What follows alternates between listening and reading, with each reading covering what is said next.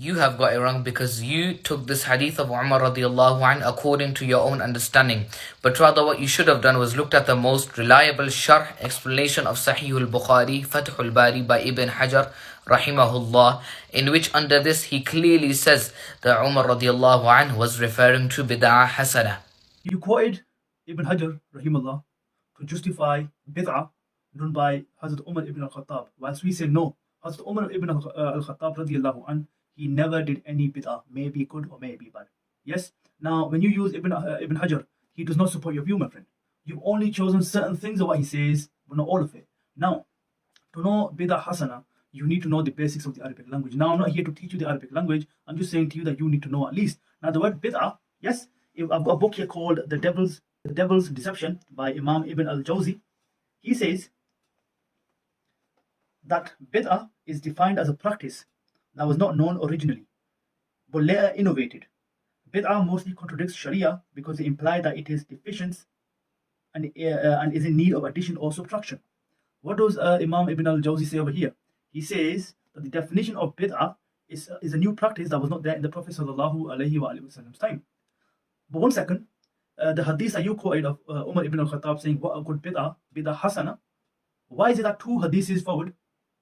It clearly states that the Prophet sallallahu alaihi wasallam in Ramadan, as Imam Bukhari, he puts the chapter, that the Prophet sallallahu alaihi wasallam in Ramadan is praying as an imam, and the Sahabas are praying behind him, and then the Prophet sallallahu alaihi wasallam, he stops this, so therefore it does not become farz upon the people. So what we see is that we actually find the root, we actually find the sunnah there.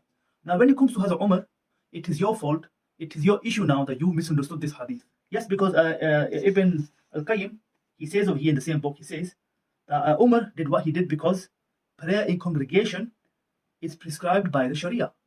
So what does this mean? This means that the bid'ah that you are thinking is bid'ah, that the one you are trying to justify and introduce new practices in the deen, is actually not the bid'ah that you think of. In fact, is the linguistic bid'ah, meaning a practice. For example, when we use the term sunnah, in fact, the same book also mentions this, that the term sunnah is used for the Prophet sallallahu alaihi wasallam specifically.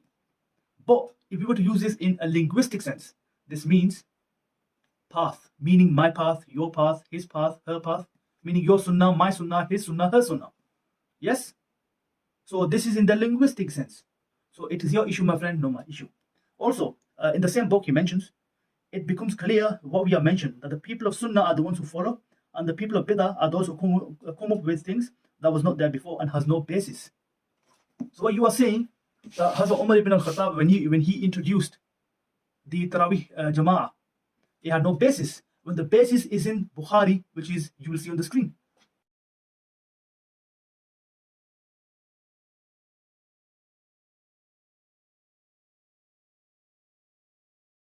So the last point, what I will say to you is, brother, is that your points are bogus. All your claims right now are bogus.